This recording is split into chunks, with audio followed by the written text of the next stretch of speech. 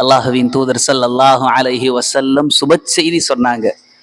யுக்காலு லி சாஹிபில் குர்ஆன், மறுமை நாள்ல குர்ஆனை மனனம் செய்த ஹாஃபில்களிடத்துல, கல்பில் குர்ஆனை சுமந்து சென்ற ஹாஃபில்களிடத்துல இப்படி ஒரு அறிவிப்பு செய்யப்படும், அல்லாஹுவின் புறத்திலிருந்து அறிவிப்பு செய்யப்படும். அல்லாஹு அக்பர்.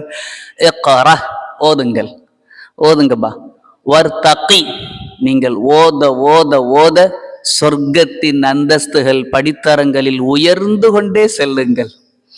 வரத்தில், நிதானமாக அழகா இனிமையா ஓதுங்க, தஜ்வீதோட ஓதுங்க. கமா குந்த துரத்திலு ஃபித் துன்யா, எப்படி நீங்க உலகத்துல அல்லாஹ்வுடைய வார்த்தைகளை உச்சரிப்போடு நிதானத்தோடு ஓதுனீர்களோ அதே போல நீங்கள் இங்க ஓதுங்கள், ஓதி காட்டுங்கள் என்று சொல்லப்படும். فإن منزلك عند آخر آية تقرأها, நீங்கள் எந்த ஆயத்தை இறுதியாக ஓதி முடிக்கிறீர்களோ அதுதான் உங்களின் சொர்க்கத்தின் கடைசி படித்தரம்.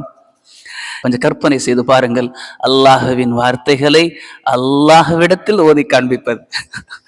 அல்ஹம்துலில்லாஹ், இந்த ஒரு பாக்கியத்தை ஹாஃபில்களுக்கு விசேஷமாக அல்லாஹ் கொடுக்கிறான். சரி, இன்னொரு ஹதீஸையும் பார்க்கலாம். ஹஸரத் ஆயிஷா ரலியல்லாஹு அன்ஹா, நம்முடைய தாயார் அறிவிக்கிறாங்க, சொன்னாங்க ஸல்லல்லாஹு அலைஹி வஸல்லம், மஸலுல் லதி யக்ரஉல் குர்ஆன் வ ஹுவ ஹாஃபிதுன் லஹ், யார் குர்ஆனை மனனம் செய்த நிலையில் ஓதுகிறாரோ, மனப்பாடம் செய்து கொண்டு ஓதி வருகிறாரோ, அவருடைய அந்தஸ்து, அவருடைய உதாரணம் என்ன தெரியுமா?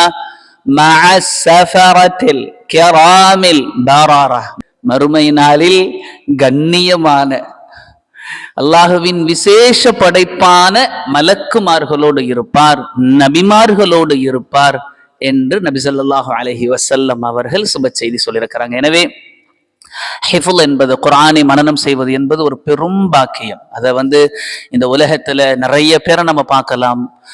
நம்மால ஹாஃபிலாக முடியலையே, ஆலிமாக இருக்கிறோம், முஃப்தியாக இருக்கிறோம், பெரிய பட்டதாரியாக இருக்கிறோம், ஆனால் ஹாஃபிலாக முடியலையே என்று வருத்தப்படக்கூடிய பலரை இன்னைக்கு நாம் பார்க்கலாம்.